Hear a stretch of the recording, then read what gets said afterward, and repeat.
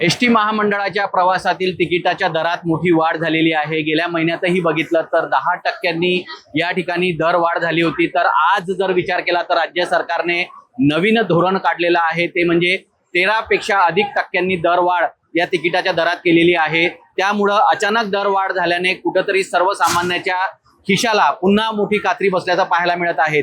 America, Iran, Israel यांच्या युद्धजन्य परिस्थितीमुळे जे काही युद्ध चालू आहे त्यामध्ये दरात पेट्रोलचे दर वाढलेले आहेत, कच्च्या मालाचा दर वाढलेला आहे, त्यामुळे हा निर्णय घेतला असल्याचं चर्चा आहे।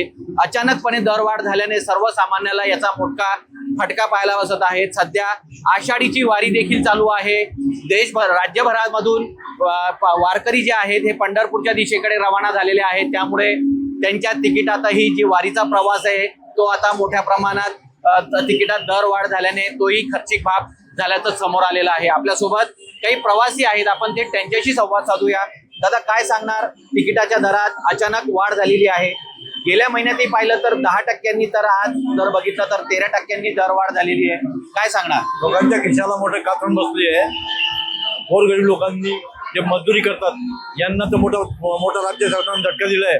जसं काही आत्महत्या करण्याचा प्रसंग आलेला असल्यामुळे भाजीपाल्याचा दर कमी होत नाही, वांग्याचा सगळ्या संपूर्ण शेतकरी लोकांना भाव मिळत नसल्यामुळे राज्य सरकारने तात्काळ यांच्यावर दखल घेऊन भाडे जरी वाढले तरी तसं ज्याप्रमाणे एसटी बस महामंडळ आहे त्या बसेसचा टाइम वेळोवेळी येत नसल्यामुळे त्या बसेस खराब आहे, खराब असल्याने सीटा खराब, गाड्या खराब, आणि ज्या नवीन बसेस पाठवलेल्या आहे ग्रामीण भागासाठी त्या ग्रामीण भागाचा विचार न करता हे राज्य सरकार आणि खालच्या वरिष्ठ अधिकारी यांचे मनमानी कारभार चालू असल्यामुळे तात्काळ या लोकांना न्याय मिळावा आणि सरकारने याच्यावर तात्काळ भाडे कमी होण्याचं तात्काळ शासनाने दर एकीकडे सरकार भाडे वाढवतोय, पण मात्र दुसरीकडे प्रवाशांना पाहिजे तशी सुविधा देत नाही, असं काही म्हणायचंय तुम्हाला?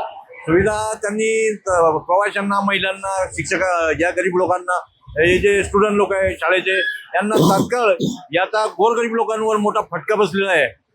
आणि पुढे पण जर काही आता आवाज उठवला, सुविधा मिळतात का तुम्हाला? नाही मिळत नाही, पण आता सुविधा आम्हाला कुठपर्यंत मिळत नाही, विद्यार्थ्यांना मिळत नाही, पालकांना मिळत नाही, शेतकऱ्यांना मिळत नाही, गोरगरीब लोकांना मिळत नाही, महिलांना मिळत नाही। निश्चितच जर बघितलं तर या ठिकाणी ज्या पद्धतीने भाडेवाढ झालेली आहे त्या पद्धतीने सुविधा नसल्याचं मत या ठिकाणी प्रवाशांनी व्यक्त केलेलं आहे। काही विद्यार्थी आपल्या सोबत जुडलेले आहेत, आपण थेट त्यांच्याशी संवाद सांगूया।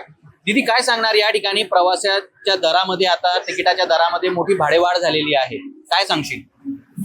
आम्हाला बस टाइमवर लागत नाही। तिकिटात जरी 10% वाढ झाली असली तरी आम्हाला समस्या येतात खूप। मग आमचं म्हणणं तिकीट वाढवायचंच कशाला जास्त? म्हणजे सुविधा पाहिजे तशा मिळत नाही का? काय नेमक्या सुविधा अपेक्षित आहे? काय तुम्हाला दर तर वाढ झालेली आहे पण सुविधा कशा मिळत नाही? टाइमावर बस लागलाच पाहिजे, रोज टाइमावर बस लागलं पाहिजे। टाइमावर बस नाही आल्यानंतर खूप समस्या येतात, पुढे क्लासेस असतात किंवा कॉलेजला लेट होतं। बसेस कशा आहेत? बसेस नीट आहेत, नीट, फक्त टाइमावर लागलं पाहिजे। दीदी, तू काय सांगणार बेटा, या ठिकाणी भाडेवाढ झालेली आहे, काय अडचण येते तुम्हाला? अडचण थोडीफार येते, पण भाडं कमी करायला पाहिजे सरकारने। भाडं कमी करायला पाहिजे। निश्चितच जर बघितलं तर या ठिकाणी एकीकडे भाडेवाढ होत आहे तर दुसरीकडे भाडेवाढ झाल्यावरही ज्या पद्धतीने सुविधा पाहिजेत प्रवास करत असताना तशा पद्धतीची कुठलीही सुविधा मिळत नसल्याने या ठिकाणी प्रवाशांमध्ये नाराजीचे सूर पाहायला मिळत आहेत। तर महिलांना प्रवास करत असताना सुरक्षा नसल्याची देखील मत या ठिकाणी व्यक्त केले जात आहेत।